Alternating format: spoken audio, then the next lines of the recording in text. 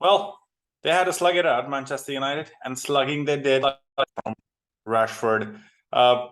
Just what it was a game of like almost cagey a lot of occasions, with both teams losing the ball in the midfield. But of course, with Casemiro, Eriksen, and obviously like later the players that they got in after subbing to McTominay and Fred, would basically were subbed on as well to give some solidity. But then these are games, these are players who can slug the game out basically.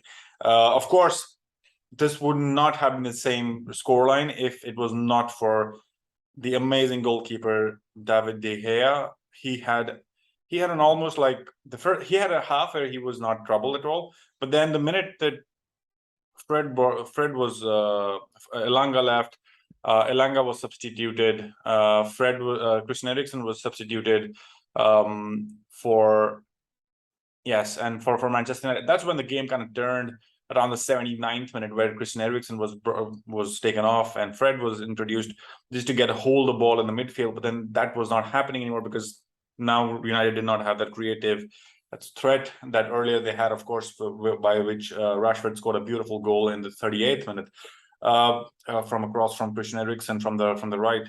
But the point was, this game could not have been the same result if David De Gea would not have had a brilliant number of saves that he had. One from a very close range from Cresswell's cross in for Kehrer.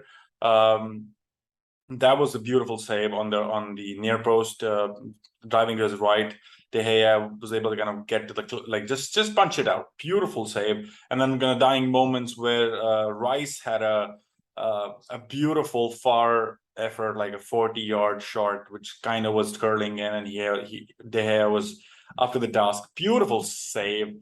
That was just amazing. Just to round it off, Marcus Rashford he wanted to score. That was his opinion. He wanted to get on the score sheet anyhow. I've never seen him jumping so high. I think there's because of like with Ronaldo there, he's been kind of improving his heading game.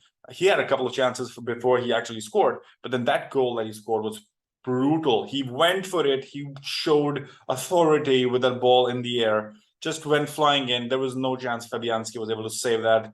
Right in the middle of the head. Beautiful goal, giving the lead. Of course, Manchester United could have scored more. There were a couple of chances in the second half, immediately falling for Cristiano Ronaldo. He was trying to through his heading ability that Manchester United was with Dalot and Shaw. They were able to try to get to him, but then he was not able to connect it well. Of course, he had a chance as well where he kind of scuffed it, like sliced the ball and in the far post when he was running on the left.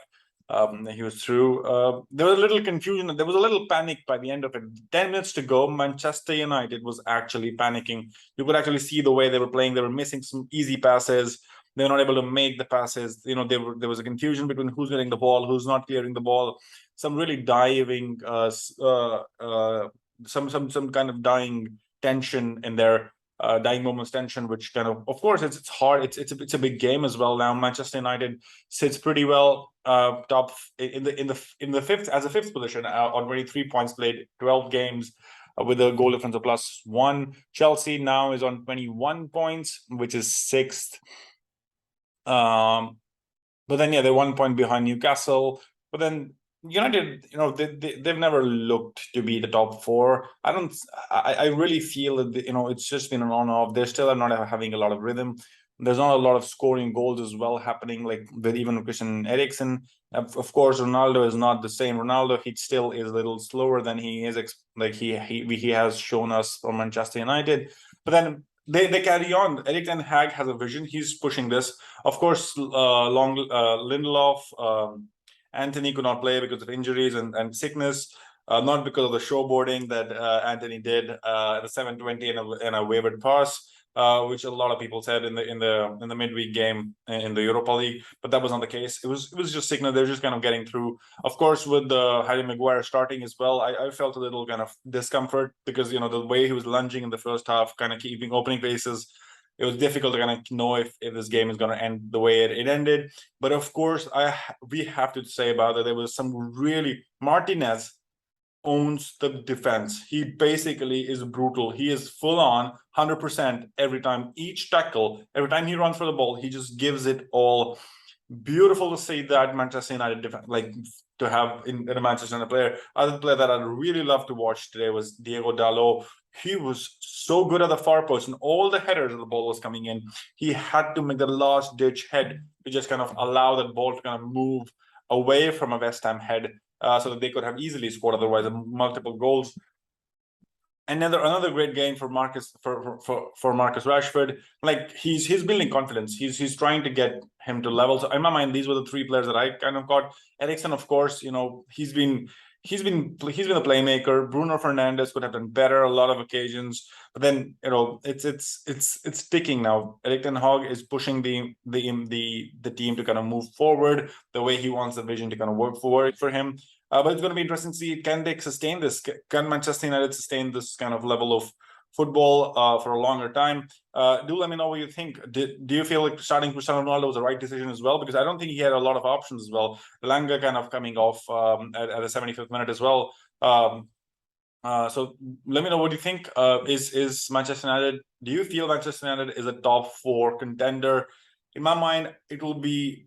No, I don't think that's possible. The way the other teams are kind of performing right now, with of course, with Newcastle kind of having a spring in a step, Spurs kind of maintaining that. But then everything's going to change. It's a long season still. There's a World Cup in the middle, 2 game weeks more, and then a break for the World Cup. Things will be very interesting, but it will be interesting to see how Manchester United kind of progress with this momentum that they have now. Do let me know your thoughts, and do like, share, and subscribe the video. See you in the next one.